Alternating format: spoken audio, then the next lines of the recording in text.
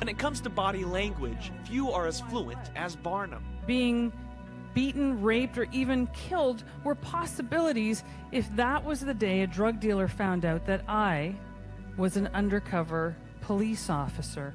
Body language was this former undercover cop's key to survival. Making a good first impression, also building rapport and building trust. The best case scenario is they liked you and they would deal with you. Worst case scenario is you're dead. So I was finishing law school and then transferred to the Crown Attorney's office where I became a prosecutor. Okay, you know what you're talking about.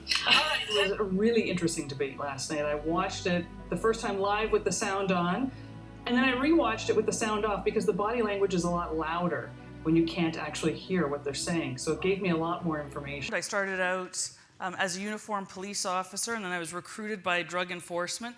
I was the only woman in a unit of 92 specialized officers that worked undercover, and I did that for almost a decade.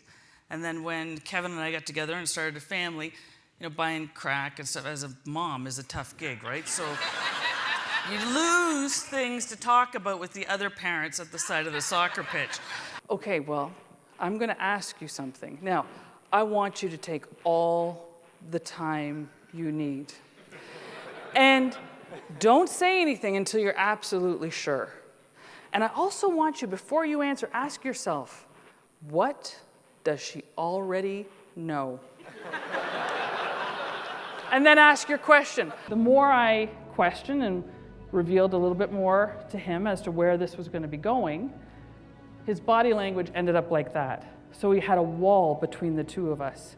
And it wasn't what he said that really dialed it up for me that I had the right person. It was his body language.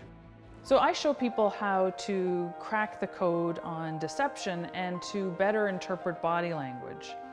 My techniques evolved over 20 years in the criminal justice system, first as an undercover police officer in the drug enforcement section, and later as a federal prosecuting attorney.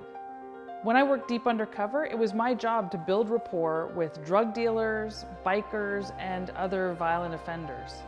It shows that you're interested and engaged, and when you respond with a conversational tone, it provides context and clarity, and that goes even further toward building trust.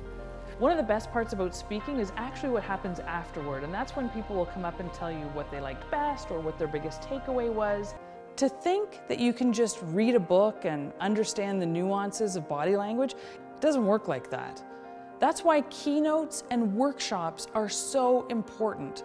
I just want to share a couple of the skills that you can take forward with you around decoding body language, so understanding what other people are saying to you without their words. Okay, so you're focused inward. You're not looking around what Pam Barnum's struggling around and the other guy's over there trying to hold her up to make sure she doesn't fall into you. You're not paying attention to that. And then you'll get an email letting you know that they applied that technique, they used it, and it changed their life.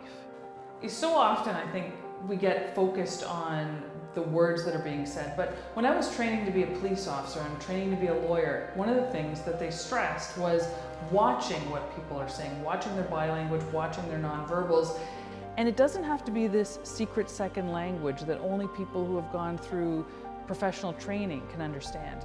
They're really simple techniques that anyone can use, and I think it's important that more people become aware of them and use them to their advantage.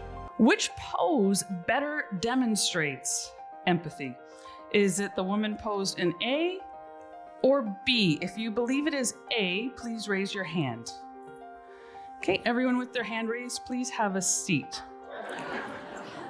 So, now, I'm guessing the reason you raised your hand is because the woman in B has her arms crossed? Okay. What if the air conditioning's up super high? What if she's gluten intolerant and had one of those delicious muffins that were outside and now she's all bloated up and she doesn't want anyone asking if she's expecting? You know, she could have a bad back. There's a million reasons. So the most important thing, and of course we do face some challenges around this, is her face. So this is really about improving communication skills. That's what it boils down to. And if you can get better at understanding and interpreting body language and nonverbals, imagine what that could do when it comes to negotiating better deals or closing more sales or really strengthening important relationships, building trust in those relationships. Thank you, Australia and New Zealand. I'll be back.